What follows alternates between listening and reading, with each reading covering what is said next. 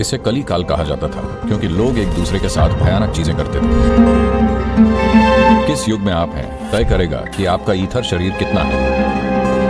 लोग अभी भी यही कह रहे हैं कि ये कलयुग है क्योंकि कृष्ण ने कहा था कि ये कलयुग है। लेकिन हम अगला कदम कैसे लेते हैं या अगली पीढ़ियां कैसे जीती हैं, इसे हम ही तय करते हैं।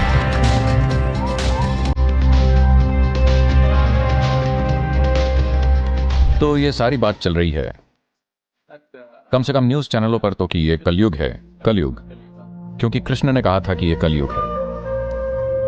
कब कहा था? 5124 साल पहले। तो तब से कली का संपूर्ण पहलू जो 2592 साल तक चलता है खत्म हो चुका है, और द्वापर भी 2592 साल का है जो कि 2082 के आसपास समाप्त हो जाएगा। इसका मतलब है कि और 58 साल, 58 साल, लगभग 60 साल। अगर आप 60 साल और जीते हैं तो आप त्रेता युग देखेंगे। इसका मतलब यह नहीं है कि एक दिन अचानक ये त्रेता बन जाएगा। देखिए, जब हम सर्दी कहते हैं तो इसका मतलब यह नहीं है कि अचानक एक दिन सर्दी आ गई, आहिस्ता आती है। गर्मी, ऐसा नहीं है कि एक दिन अचानक गर्मी आ गई, यह धीरे धीरे होता है। तो जिसे आप युग कह रहे हैं वो एक तरह से एक अधिक विशाल मौसम है। मौसमों का एक बड़ा दौर है। मौसमों में, सर्दियों में पेड़ एक तरह से होते हैं, जानवर एक तरह से होते हैं, वसंत में वो दूसरी तरह से होते हैं, गर्मियों में और अलग तरह से होते हैं। इसी तरह इस धरती पर जीवन इन अलग अलग युगों में अलग अलग तरह से होगा, क्योंकि ये मौसमों का एक सुपर सिस्टम है। तो कली वो समय है दीर्घवृत्तीय चक्र के सबसे दूर के छोर पर होते हैं। उस वजह से इसे देखने के कई तरीके हैं। एक महत्वपूर्ण बात यह है कि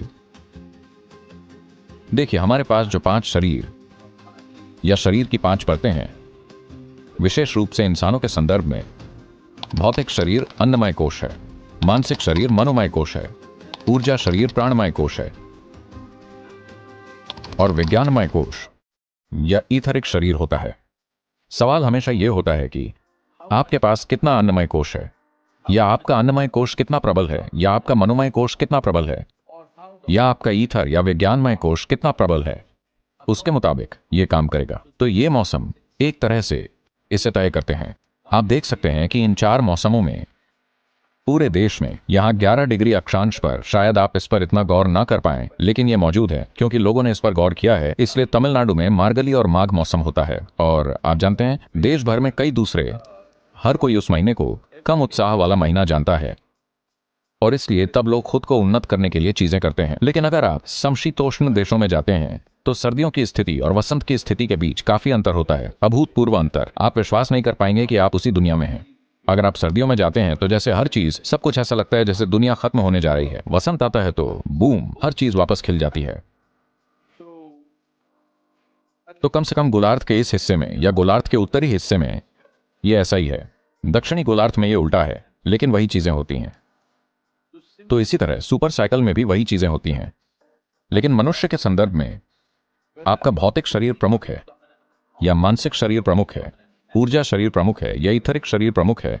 यह उस पर निर्भर करता है जहां ये नियमित वार्षिक चक्र भी कुछ हद तक इन्हें तय करते हैं, लेकिन सुपर साइकिल बहुत कुछ तय करती है। किस युग में आप हैं तय करेगा कि आपका ईथर शरीर कितना है। इसका मतलब यह नहीं है कि यह पूरी तरह से निर्णायक है। यह सब कुछ नहीं है, बस इसका प्रभाव होता है।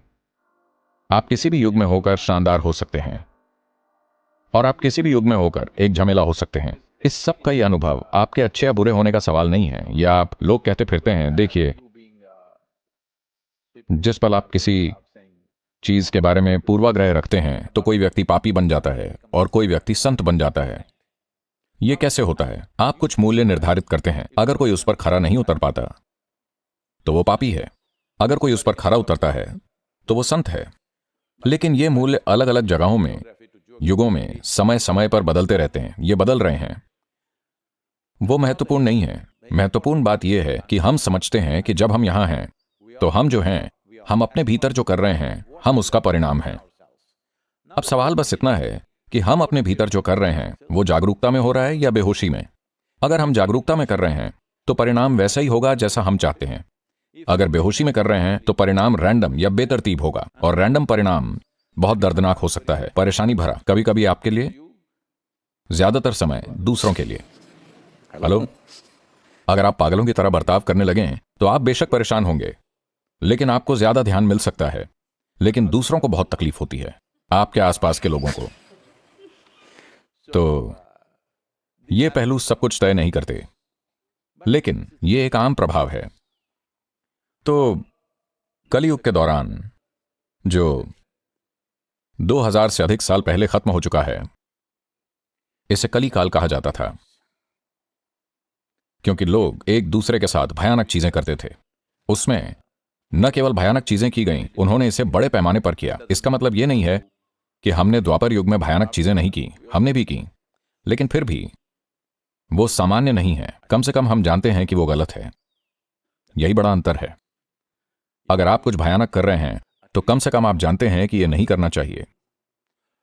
अगर आपको लगता है कि यह सही चीज है, तब यह अलग मामला है, क्योंकि फिर सुधार की कोई गुंजाइश ही नहीं है। वो दुनिया का तरीका बन जाएगा, जो जैसा कि अतीत में था। कई चीजें जो हमें मनुष्य के कर सकने के लिए असंभव लगती थीं, आमतौर पर अतीत में की गईं और उन्हें सही काम के रूप में स्वीकार किया गया। तो हमें इसका इंतजार नहीं करना है। देखिए, इसने इंतजार नहीं किया। अभी गर्मी नहीं आई है, लेकिन यह हमें पहले से ही पसीना दे रही है। क्यों ना हम भी समय के एक कदम आगे रहें? हेलो। तो इसलिए यह बहुत महत्वपूर्ण है। पिछली पीढ़ियों ने किसी चीज के लिए नींव रखी है या नहीं, वो तय करता है कि अगली पीढ़ी कितना निर्माण करेगी, है ना? यह घर के लिए लागू होता है, यह राष्ट्र के लिए लागू होता है, यह आपकी चेतना के लिए लागू होता है। लोगों ने कितनी नींव बनाई है, वो तय करेगा कि आने वाली पीढ़ियां कितना करेंगी। तो समय के लिहाज से हम यहां पर हैं। हो सकता है कि हम उस शानदार महल को न देख पाएं जो इसके ऊपर बनाया जाएगा, लेकिन कम से कम आपने नींव तो बनाई, और शायद आपने एक काल्पनिक कमरा भी बनाया और उसका आनंद भी लिया। छोटा सा महल जिसकी हम कई तरह से शुरुआत कर रहे हैं। बहुत सारे लोग प्रचार करते रहते हैं, जीवन दिन ब दिन बदतर होता जा रहा है, दिन ब दिन बदतर होता जा रहा है। लेकिन कृपया इस चीज पर गौर करें, 500 साल पहले लोग यहां कैसे रहते थे, आज हम कैसे रह रहे हैं। क्या हर चीज बेहतर नहीं है? खासतौर पर महिलाएं। आपको जोर से हां कहना होगा, क्योंकि इस धरती पर महिलाओं के लिए जीवन कभी भी इतना अच्छा नहीं रहा है पूरी दुनिया में। तो हम अगला कदम कैसे उठाते हैं, वो हमारे हाथ में है। हम इस तरह इसलिए हैं क्योंकि किसी ने कुछ बुनियाद बनाई है, तो हम इस स्थान पर आए हैं। लेकिन हम अगला कदम कैसे बनाते हैं या अगली पीढ़ियां कैसे जीती हैं, यह हमारे द्वारा तय होता है। तो ऐसे समय में, जब मैं कहता हूं ऐसे समय में, जब हम एक युग से दूसरे युग में जा रहे हैं, जब मौसम सर्दी से वसंत में बदल रहा हो, तो हमें खिलने के लिए तैयार रहना चाहिए। हेलो। कई मायनों में हम जिस दौर में हैं वो बहुत महत्वपूर्ण है, क्योंकि शायद मैं इसे नहीं देख पाऊंगा, मैं इसे नहीं देखूंगा, लेकिन आप में से कई युवा लोग इसे देखेंगे कि हम द्वापर युग से त्रेता युग में जा रहे हैं।